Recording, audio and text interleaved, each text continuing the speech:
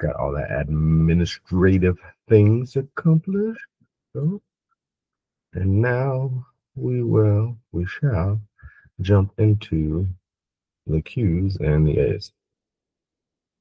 Alrighty, sweet. Appreciate you guys for being on the call, like always. Thank you. And we'll get right into it. Hey, Betsy.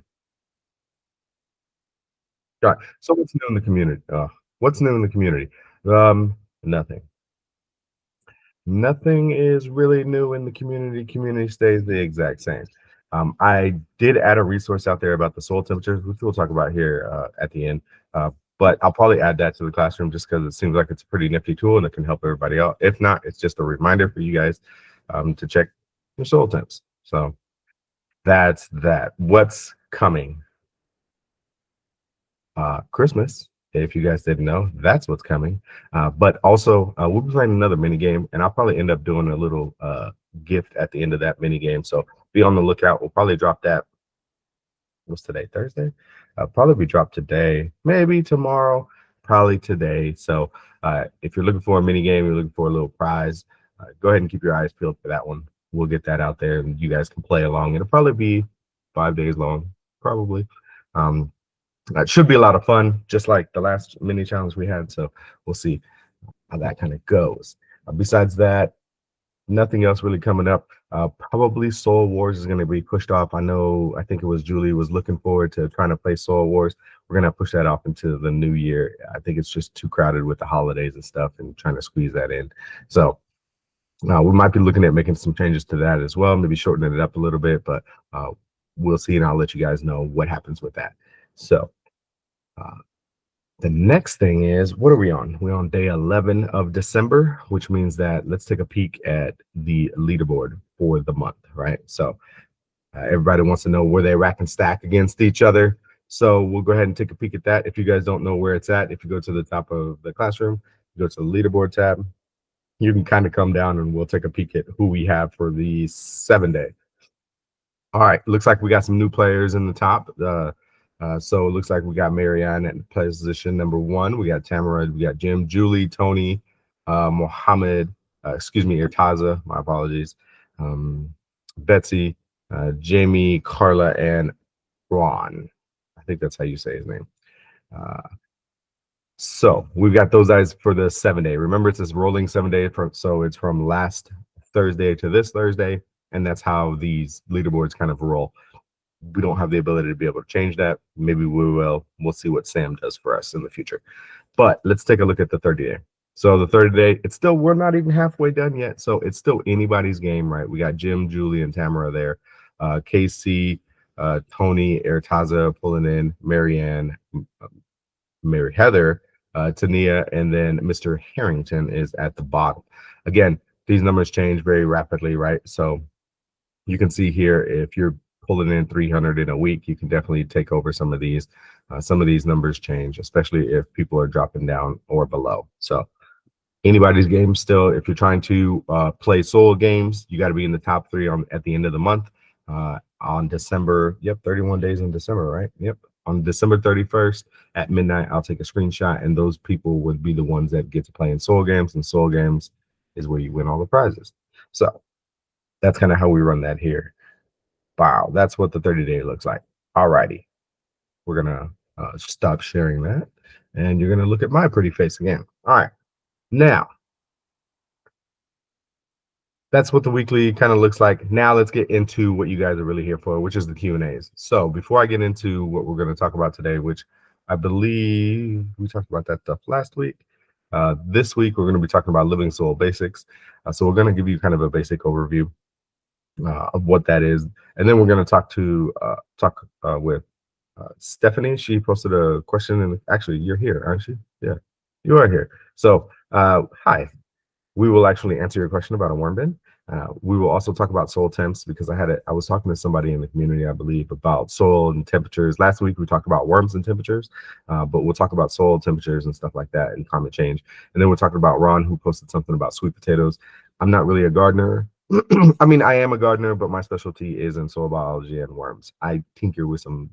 I grow sweet potatoes, so I can kind of talk about it just a little bit.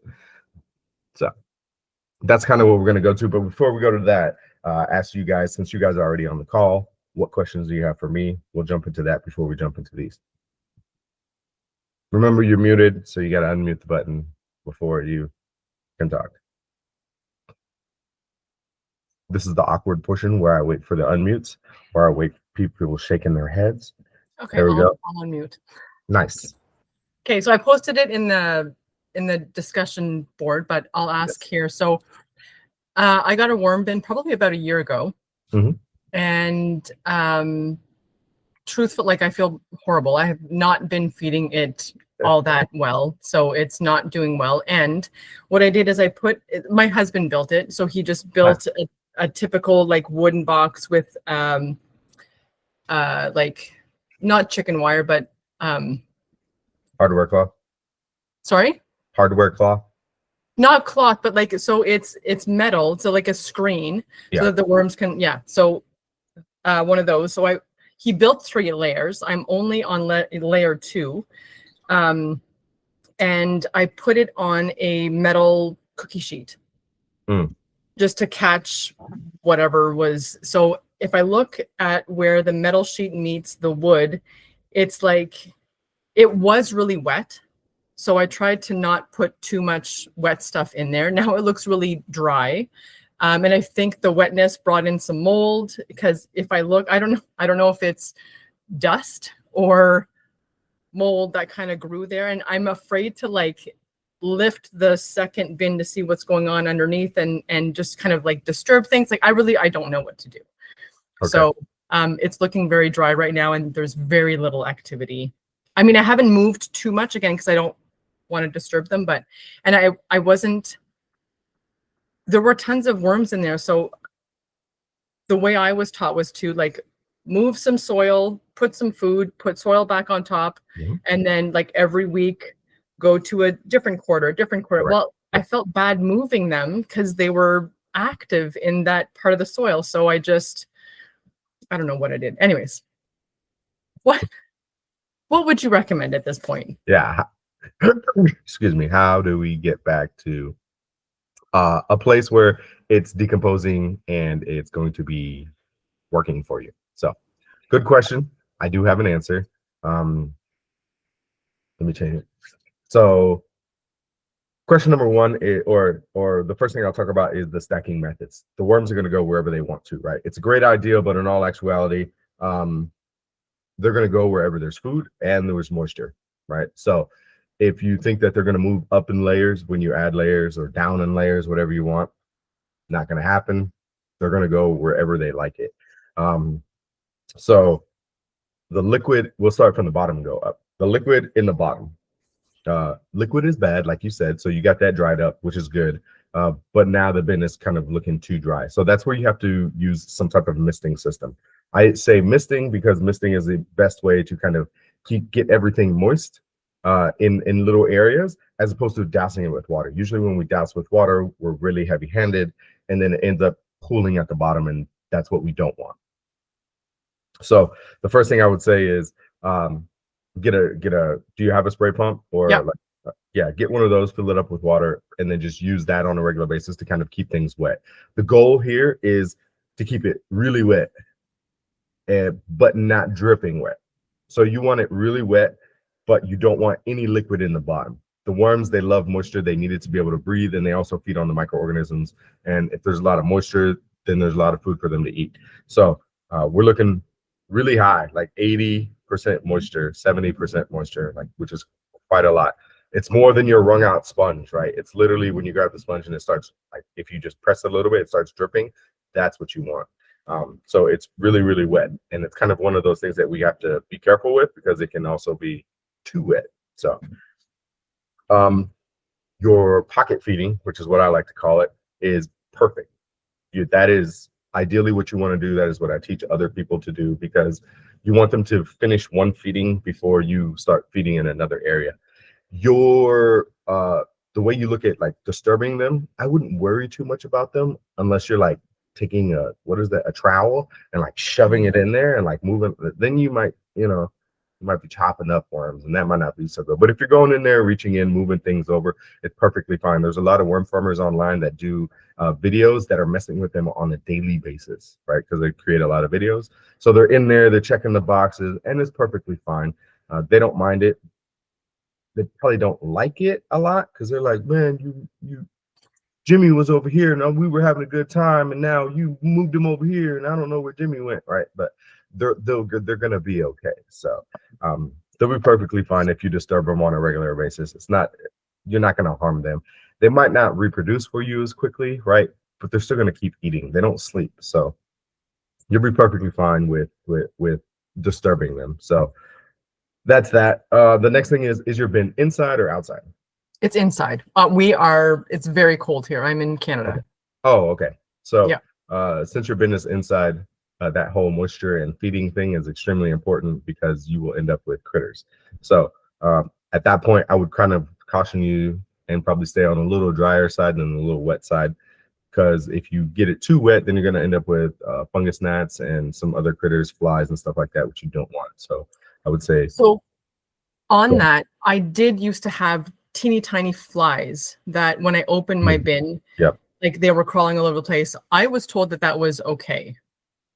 Yes, so there are natural critters that end up in a worm bin. One of those are gnats. The next ones are mites. Usually people see these little tiny, they look like dots, really. They could be white, brown, or reddish color.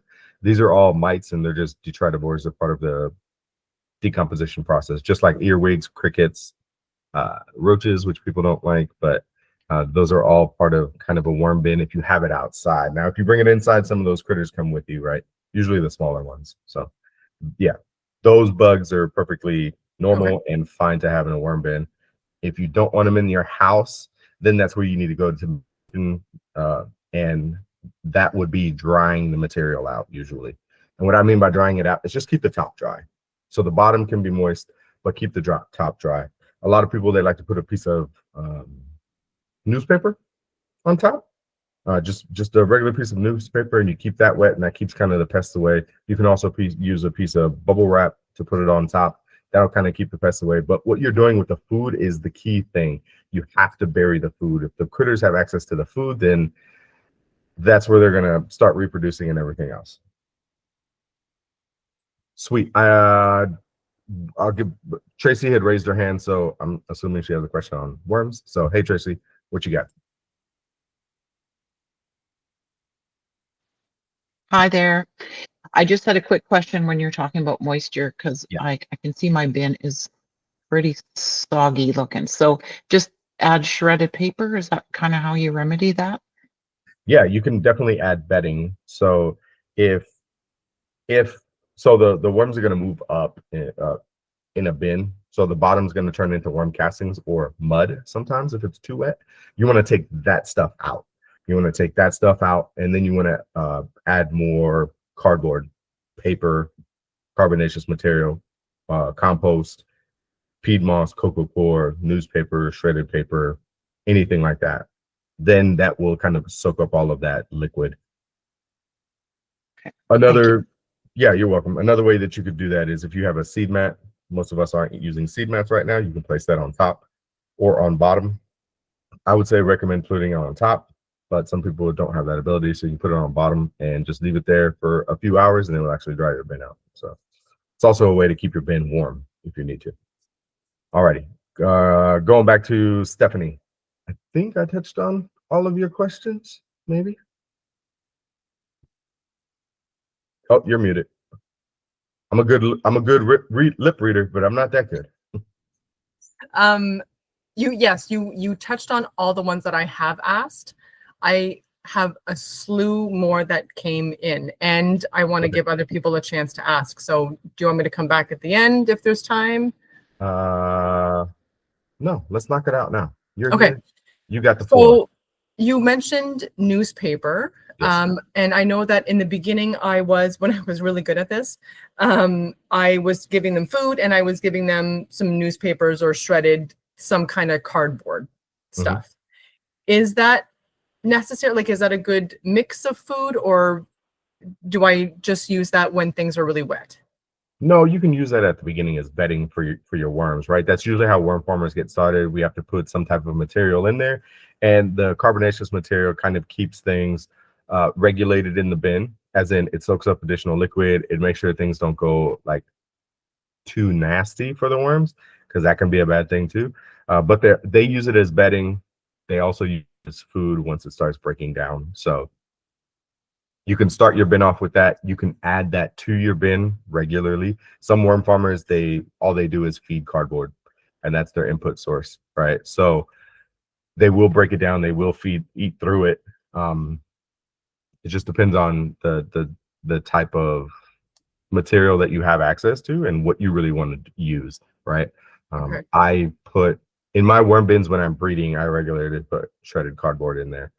In my I guess you can call them like walking wedges or my CFT system. I do not. I only feed food. I only add compost. I don't add any carbon besides those two things. I don't add anything else to those systems.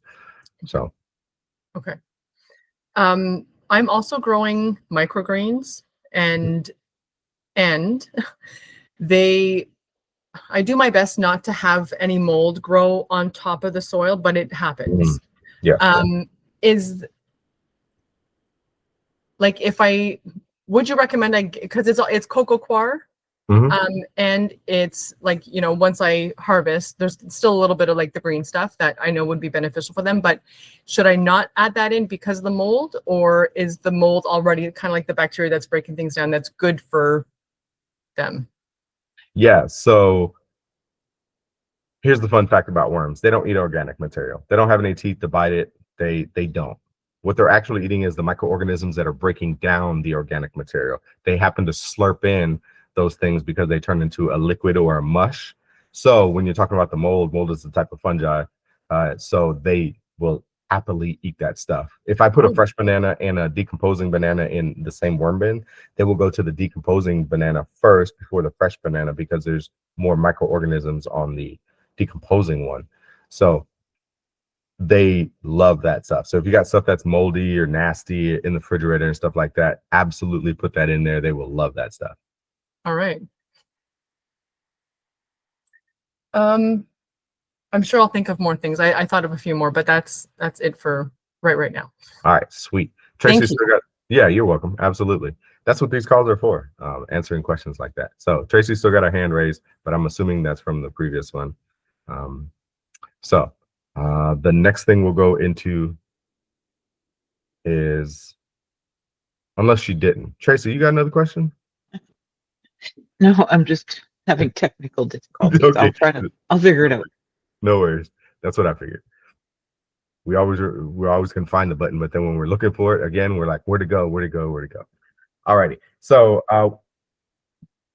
Betsy has her hand raised. Yes.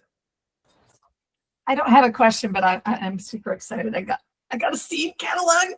Oh, nice. I haven't seen that one. This one, actually, this company, So True Seed, I'm using two monitors. That's why it looks like I'm looking off into the distance. No. They're actually in Asheville, North Carolina. So they're semi-local to me because I'm in Raleigh. Nice. Yeah, absolutely. That is definitely in your bioregion. Yeah, this is where I got my garlic and shallot bulbs this year, was from them. They have a thing where you can pre-order them, and obviously you pay for them right then, and then they ship them once they get them from their farmers that they get the supply from. So, and I already have a whole bunch of garlic and shallot shoots out back. Nice. That's cool. And I put them around my main planting beds as a border this time. So I'm hoping that between that and my little motion activated sprinkler, the deer will stay away.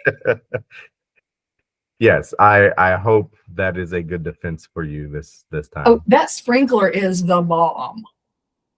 Yeah. It works great. I got one, I invested in one, it's on a tripod. Okay. So it's like 3.5-4 feet up in the air. So it will see anything over my plants. Oh, okay. And my husband's also, we've ordered a motion activated light that he's going to mount on the shed, which is kind of adjacent to my garden. Okay. So that should help as well. So awesome. deer are going to be running. They pretty ate a cool. lot of when my tomato plants finally started making tomatoes, Yeah. the deer got most of them. I was mad. And they almost killed my sweet potatoes. They really like those vines. Yeah. So. If critters have access to it, they will definitely eat it. They will definitely eat it. So yeah. But anyway, yeah, that was my excited share. Yeah, nice. That's awesome. Thanks for sharing. And that kind of goes into like we kind of mentioned bioregions, right? And I love buying things that are local to your bioregions for the microorganisms, right?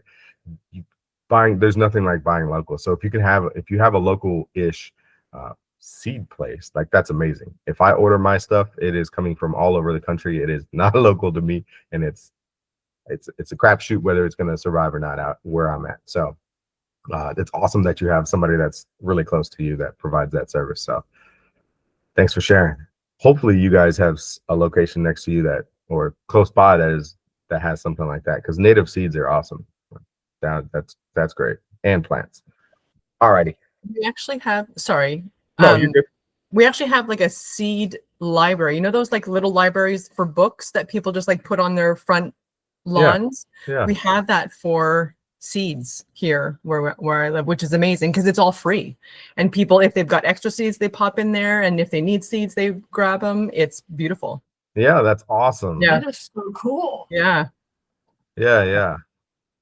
Here in Vegas, there's a lady, she does it for free. She sets up mailboxes at different community gardens, and then people can put the seeds in there and stuff like that. So I love that idea because like I've got seeds that like I hoard, but they never go anywhere, right? Like we have those seeds and we just keep them and we're like, yes, I have them, but then we never put them in the ground. So it's like, if we can share them with other people that'll put them in the ground, that's a good thing. So yeah, nice. All right, let's jump into some of the other questions that I had, because let's get to that, and then if we can touch on living soil basics, then we'll touch on that. But we talked about Stephanie's stuff already. Ron talked about sweet potatoes. Sweet potatoes, I think, are pretty simple. They're kind of just like regular potatoes, where you can just pretty much take them and just drop them into the ground and they'll just grow. Go ahead, Betsy. Mine are actually about the sweet potatoes. So my vines did like phenomenal. I mean, they tried to take over the entire bed, but I only got 2 halfway decent sized sweet potatoes. Is it that the vines need to root in and that's where the sweet potatoes grow, or what the heck? Because my potatoes did great. Yeah. Same soil, same general location in the yard, but I got almost nothing from my sweet potato plants. So sweet potatoes produce differently than potatoes. Potatoes will usually produce more. Sweet potatoes, you'll usually only have like 1 or 2, and they'll usually be like this size. Mm-hmm. They're not going to be these jumbo things that you see at the grocery store. Those are chemically grown, so they're not. Sometimes you can get them that big. Anyway. What's that? I only get them at the farmer's market now. Oh, okay. I buy very little produce at the stores. Nice. So the organic stuff that you're growing at home is going to be smaller, but you're usually only going to get 1 or 2. If you get 3, you might be good, right? But usually on my sweet potato vines, I have 2, and they're usually I'll usually have a small one that's the size of my fist, and then I have a bigger one that's maybe size of like 2 fists, a fist and a half, or something like that. But that's all that I'll get out of kind of a vine. To get these massive or get them producing a lot, this is just not what sweet potatoes. That's not how they grow. So unless somebody has a different experience, but that is my experience. So do I need to let the vines form roots and just give them more room, or no? I mean, sweet potatoes need room just to vine out and grow, right? But in order for them to grow the potato, just time. Leave them in the ground as long as possible. Because like when we grow potatoes, right, we don't harvest the potatoes until the greens start wilting or dying back, right? Yeah. With sweet potatoes, that's not really, well, it depends on your climate region. My sweet potatoes, they're still growing right now, and we're in mid-December, right? So I usually just let them go until like they die, and then I will harvest them. So but everybody's different, right? Try again next year. Yeah. Yeah. So, All right. sweet, like the sweet potato. Hopefully, Ron, that kind of answers your question. But just stick them in the ground. I don't start anything in water. I don't. You can wait for them to create the little. I don't know what they call it, little sprouts on the sweet potatoes. And you can kind of cut those up and put them in the ground. Slip. I think that's what they call sweet potato slips. You can create those and put them in the ground, and you can have multiple, but nothing special. Okay. Nothing special to get those to kind of grow. Yeah, I mean, these, I just bought one at the farmer's market, cut it in half, and did that. And I mean, the vines were huge. Yeah. So. Yeah, Okay. mine usually I'll cut the ends off or something if I'm making fries or something like that, or cubing them, and then those will go into the ground and they'll just grow. I just let Mother Nature take care of it. Not too much thinking on my part. You guys know that I'm lazy when it comes to gardening. I spend a lot of my energy in other places. So he is a true chaos gardener, in case you haven't heard how he does it. Absolutely. They all just kind of go in a bag and get tossed out into the soil, and whatever grows.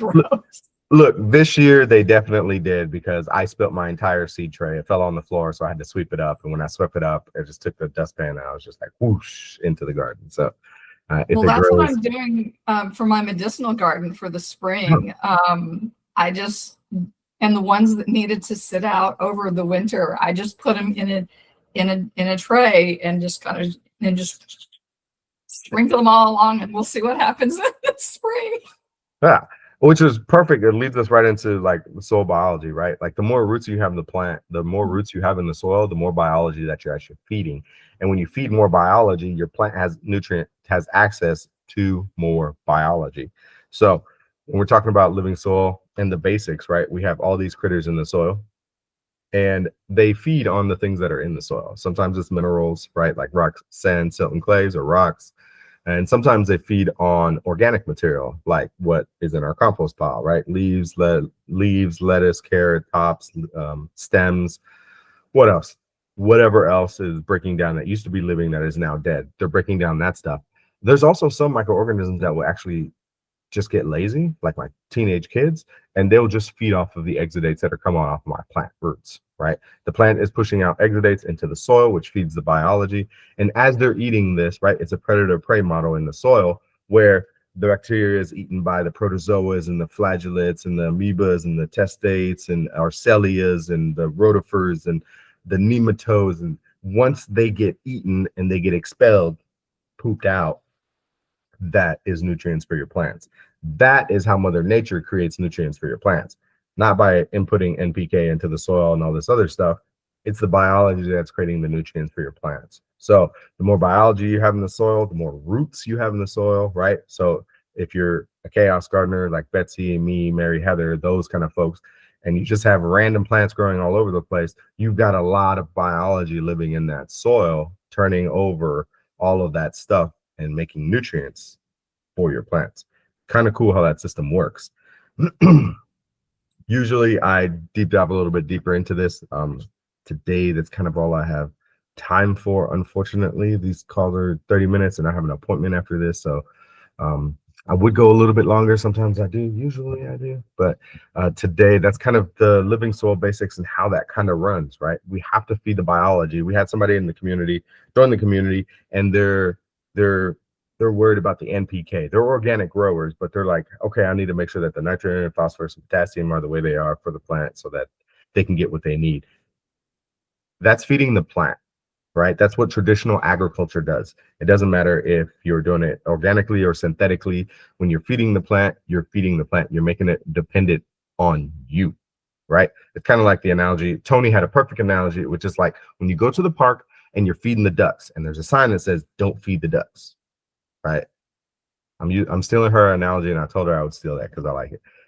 You don't feed the ducks because the ducks then become reliant upon you to feed them. They're no longer looking for the bugs and all the other things to be able to feed off of. They're waiting for humans to come around to feed them. Plants are the exact same way. If you're feeding the plant, or if you're feeding NPK and you're trying to give them very specific things, you're feeding the plant and not the soil. Now the plant becomes reliant on you. And when you take a vacation or you go away and you don't feed, because all of us do, because I forget all the time that I'm supposed to put more compost on my soil, right? When we don't do that, right, because life gets busy and other things happen, your plant dies. It's like, oh my God, what am I doing? Where's my food? I don't know what to do. And then it starts dying. This is because we're feeding the plant. We're giving the plant all of those nutrients when we should be feeding the soil and the biology. At that point, the plant will do its own thing, go back to what it's regularly supposed to, which is producing exudates from photosynthesis, pushing that into the root zone, feeding all the biology, and the biology will turn all of that stuff, all the organic material and the exudates into nutrients that the plant can then uptake. If we bypass that system, the plant is 100% reliant on us. We don't want that. So if you want happy and healthy plants, feed the soil. I think that's all I got for you guys today. Any last questions? I'm sure that probably opened a can of worms and you're like, what? Literally. Oh. It did. And that I'm so glad I'm here because I have been feeding the ducks for a very long time. And it's very frustrating. Yes. Because you put so much work into it. And sometimes it does very well and sometimes it doesn't. So right. Yeah, I'm glad I've got a lot of, because there's like 2 feet of snow outside right now. So I've got some time to learn all this before my gardening season restarts. So yeah, I'm super happy I'm here. Thank you. Awesome. You're welcome. Again, like always, I appreciate you guys for being part of the community. Thank you. Thank you for showing up on the call. By all means, ask your questions, post pictures, whatever you have inside the community. I do the best I can to get back to you guys. Usually I do. I will post the answer, just like this question right here. Once I post the video, I'll go ahead and post that video onto the question that was posted so that anybody can go back and access those if they need to or they want to, so they can find the information. But that's all I really have for you guys. Thank you so much, and you guys have a good day. Thank you. Bye-bye.